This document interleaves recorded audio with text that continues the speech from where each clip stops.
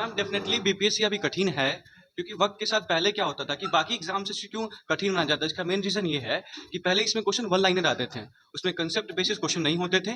आप उसको रट लीजिए किताब उठा के, जैसे लूसेंट वाले बहुत फेमस था, उठाइए रटिए एग्जाम दीजिए आपका निकल गया, जिसकी वजह से कट ऑफ काफी ऊपर जाता था। तो जो पहले से तैयारी किया हुआ है तो उसके लिए बहुत ज़रूरी है मैम। और स्मार्ट वर्क मतलब एक तरीके से होता है कि मैम कि आप एक बार पढ़ चुके हैं, फिर उसके बाद आप थ्रू आउट नोट्स के द्वारा आप जा सकते हैं, जिसमें दैट्स स्मार्ट वर्क। मेहनत तो बराबर ही करते हैं, वो तो डिपेंड करता है कि नंबर कैसा आता है। ऐसा थोड़ी है सबका हो जाता है, किसी किसी का बेस रहता है ना, तो उसके अकॉर्डिंग हो जाता है। 15 नंबर से कोई मैटर होता भी नहीं। नमस्कार, मैं सोनम सिंह और आप देख रहे हैं पटना दर्शन न्यूज। जैसा कि जान रहे हैं, बिहार के बीपीएससी 69वीं का रिजल्ट बस कुछ दिनों पहले आया है, जिसमें से 10 के 10 टॉपर हिंदी मीडियम से थे। और बिहार शब्द और बिहारी शब्द एक हमारे समाज में ऐसी गाली बन चुका है, जिससे लोग हिंदी माध्यम के कारण ही हिचकते हैं। जो अपना कॉन्फिडेंस होता है वही लूज कर जाते हैं कि हम हिंदी में बात करते हैं, हमें इंग्लिश नहीं आता।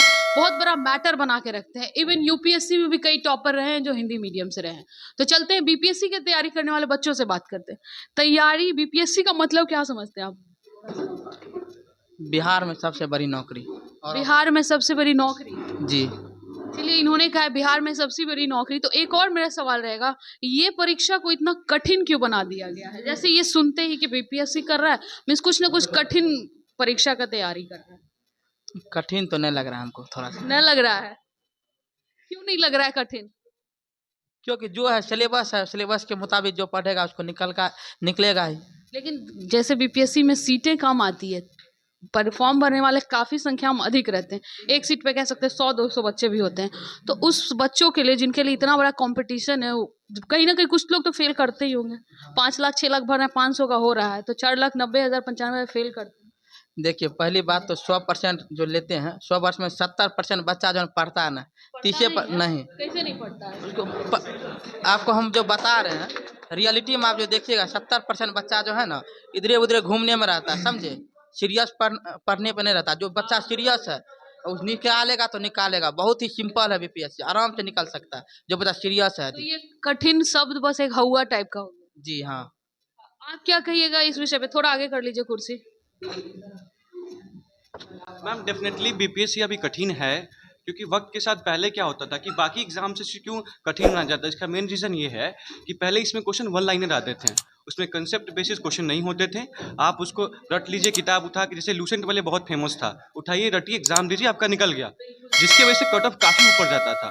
अब BPSC is now shifting towards the UPSC, उसके ट्रेंड को कॉन्सेप्चुअल क्वेश्चन आ रहे हैं, और उसमें बच्चों को पढ़ना पड़ता है किताब, और किताब पढ़ने में सच में माथा दर्द होता है, नींद आती है, समझ नहीं आता, लगता है कि यूट्यूब देख लें, और यूट्यूब से इजीली समझ में आती है। तो वीडियो से ज्यादा समझ आता है या बुक से समझ में आता है? मैम वीडियो देख के या टीचर से आप पढ़ के तब बुक पढ़ें तो ज़्यादा समझ में आता है। संस्था का कितना रोल रहता है? अगर बात की जाए संस्था की, किसी भी एग्जाम निकालने में, सिर्फ बीपीएससी की बात नहीं की जाए, कोई भी कंपटीशन निकालने में संस्था कितना रोल निभाती है?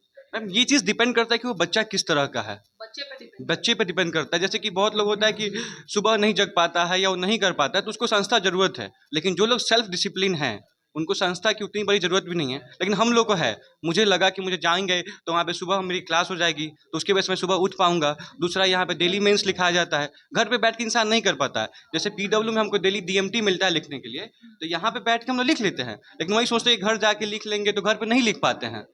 तो यहाँ पे फोर्सफुली चीज़ें करवा दी जाती है, वो आपको हेल्पफुल करता है, और डेली रूटीन पर वो चीज़ें होती हैं तो बेहतर रूप से उसका आउटकम अच्छा आता है। तो संस्था का भी कहीं ना कहीं काफी रोल होता है कि बच्चों को किसी तरह का मोरल सपोर्ट, और इन लोगों ने कह रहा है मटेरियल सपोर्ट और रेगुलरिटी जो होती है उसके लिए आप अपनी तैयारी के बारे में क्या कहेगा? बस कुछ दिनों में, सिर्फ 10 दिन बचे हैं एग्जाम में। मेरा दोस्त है इसलिए हम आते हैं। अच्छा, दोस्त आप तैयारी करते हैं? वो क्यों आते हैं? नहीं, ये जैसे हम लोग अभी फर्स्ट ईयर में, तो मुझे हम लोग का अभी बहुत टाइम है, अभी 10 दिन का बोला मैं हम लोग नहीं है। मैं अभी 12 देकर ही यहाँ आया हूँ। अच्छा, अगर बात की जाए मीडियम, तो मीडियम कितना मायने रखता है एग्जाम के लिए? किसी भी कॉम्पिटिटिव एग्जाम के लिए मीडियम कितना मायने? मीडियम मायने नहीं रखता, मायने रखता है कि वो इंसान कितना मेहनत कर रहा है। एक टर्म बहुत ज्यादा ना आजकल लोग कॉन्फिडेंटली बोलते हैं, hard work, smart work. Does it matter for you all? Yes ma'am, hard work matter करता है मैम। हार्ड वर्क जरूरी है? यस मैम, अगर जो पहले से तैयारी किया हुआ है तो उसके लिए बहुत ज़रूरी है मैम। और स्मार्ट वर्क मतलब एक तरीके से होता है कि मैम कि आप एक बार पढ़ चुके हैं, फिर उसके बाद आप थ्रू आउट नोट्स के द्वारा आप जा सकते हैं, जिसमें दैट्स स्मार्ट वर्क। आप लड़की हैं, बहुत सारे लोग इस बात को भी कह के टाल देते हैं लड़की है इसलिए हो गया। क्या सच में ऐसा होता है? नहीं बिना मेहनत के फायदा बस ऐसे ही प्रॉफिट में मिल जाता है? नौकरी। मेहनत तो सब में करना पड़ता है, बिना मेहनत के कुछ हो नहीं सकता है। अच्छा, तो चलिए, उन्होंने 15 नंबर कम का बात किया, तो क्या मेहनत 15 नंबर कम बराबर करती हैं आप? मेहनत तो बराबर ही करते हैं, वो तो डिपेंड करता है कि नंबर कैसा आता है। ऐसा थोड़ी है कि सबका हो जाता है, किसी किसी का बेस रहता है ना, तो उसके अकॉर्डिंग हो जाता है। 15 नंबर से कोई मैटर होता भी नहीं। एक चीज कहा जाता है कि बेसिक स्ट्रांग जिसका रहेगा उसका हो ही जाएगा। एनसीईआरटी मेन बेस होता है, उसको स्ट्रॉन्ग करना पड़ता है, उसके अकॉर्डिंग आपका हो जाएगा। तो आप लोग प्रीवियस ईयर क्वेश्चन कितने लोग बना लिए? प्रीवियस ईयर लास्ट 10 इयर्स वो बहुत मैटर करता है। लास्ट 10 इयर्स का ऑब्वियस बात है, उसको देखना ही पड़ेगा ना, बिना उसके तो हो कुछ नहीं सकता। आप लोग में से कोई हैं जो अपकमिंग 10 दिन में एग्जाम देने वाले हैं? तैयारी कैसी है आपकी? तैयारी मैम सारी अच्छी है मैम। सारे सब्जेक्ट एक बार थ्रू मैं पढ़ लिया हूँ मैम, फिर उसके बाद रिवीजन अभी कर रहा हूँ मैम।